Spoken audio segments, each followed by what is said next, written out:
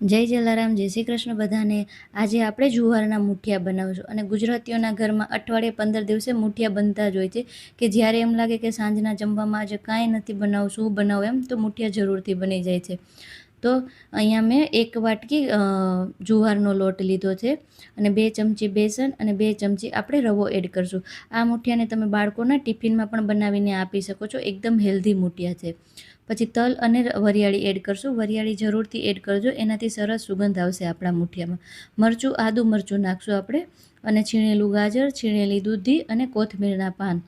ઘણીવાર બાળકોને છે ને દૂધી નથી ભાવતી, તો તમે આવી રીતના છીણીને દૂધી નાખીને બનાવી આપશો તો બાળકોને ખબર નહીં પડે કે અંદર દૂધી છે।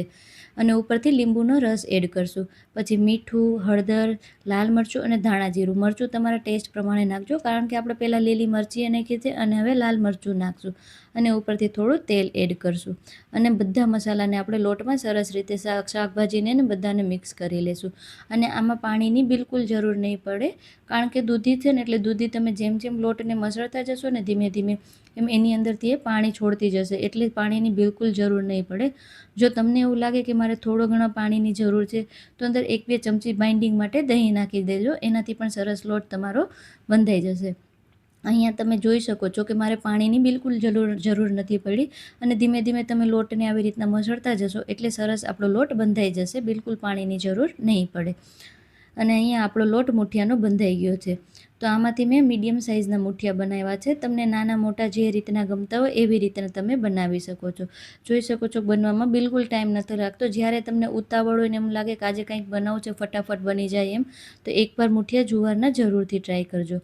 તો અહીંયા મેં બધા મૂઠિયા બનાવી દીધા છે ને પાણીને ગરમ કરવા મૂકી દીધું હતું। પાણી ગરમ થઈ જાય પછી આપણે મૂઠિયાને 15 મિનિટ સુધી હાઈ ફ્લેમ પર એને બનવા દેવાના છે। મીડિયમ કે લો ફ્લેમ પર નથી મૂકવાના, સ્ટીમ કરવા મૂકી દઈશું। તો અહીં આપણા મૂઠિયા બની ગયા છે કે નહીં એ ચપ્પુ નાખીને જોઈ લેશું। તો ચપ્પુ બિલકુલ ક્લીન છે, મતલબ આપણા મૂઠિયા બની ગયા છે, બિલકુલ કાચા નથી। તો એને થોડી વાર માટે આપણે સાઈડમાં ઠંડા થવા દેશું। ઠંડા થઈ જાય પછી જ એની અંદર કટ લગાવવાનો છે। જો ગરમ ગરમમાં લગાવશું ને તો ઘણીવાર આપણા મૂઠિયા ચીકણા બની જાય છે, એટલા માટે એટલે એને સરસ રીતને ઠંડા થવા દેવાના। અને બધા મૂઠિયાને આપણે કટ લગાવી દઈશું। જો તમારે આપણે મૂઠિયામાં તેલનો વઘાર કરવાના છે, તમને તેલનો વઘાર ના કરવો હોય તો તમે એમને એમ લસણની ચટણી, ચા જોડે, જેના જોડે તમને મૂઠિયા ભાવતા હોય તમે ખાઈ શકો છો। અહીંયા તેલ ગરમ થઈ જાય પછી રાઈ, જીરું, હિંગ, લીમડાના પાન અને તલ એડ કરશું, અને પછી ઉપરથી આપણે મૂઠિયા એડ કરશું। જો તમને ખાંડ ભાવતી હોય તો તમે થોડી ખાંડ પણ એડ કરી શકો છો, એનાથી પણ સરસ લાગે છે આપણા મૂઠિયા। તો થોડી વાર માટે આપણે મૂઠિયાને ધીમા ગેસે આપણે એને શેકવા દેવાના છે। તો અહીંયા આપણા મૂઠિયા તૈયાર છે। ફરી મળીએ નવી રેસીપી સાથે। Thank you.